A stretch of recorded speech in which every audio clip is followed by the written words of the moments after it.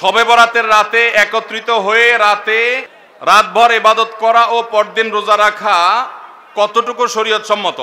ভাইরা আমার, শবে বরাত উপলক্ষে রাতভর একত্রিত হয়ে মসজিদে ইবাদত বন্দেগী করা কোনো হাদিস দ্বারা প্রমাণিত নয়। এবং দিনের বেলা যে রোজা, এই রোজা শবে বরাত উপলক্ষে না, এটা হলো শাবান উপলক্ষে রোজা।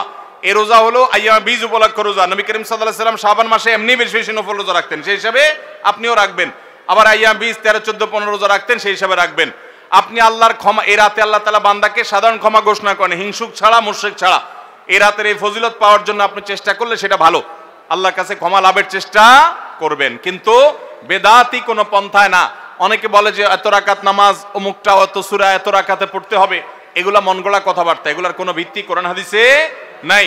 আবার অনেকে মনে করে হালুয়া রুটি খাইতে হবে, আতশবাজি করতে হবে, আলোকসজ্জা করতে হবে। শবে বরাতকে কেন্দ্র করে যা হয় তার বেশিরভাগই বেদাত এবং ভুয়া, মন গড়া ভিত্তিহীন, এগুলার কোনো অস্তিত্ব কোরআন হাদিসে পাওয়া যায়। আল্লাহ আমাদের সবাইকে সুন্নাহ মেনে চলার তৌফিক দান করুন। আমরা সুন্নাহ মেনে চলবো। শাবান মাসের সবচেয়ে বড় আমল হলো নফল রোজা রাখা। বেশি বেশি রাখবো তো ইনশাআল্লাহ।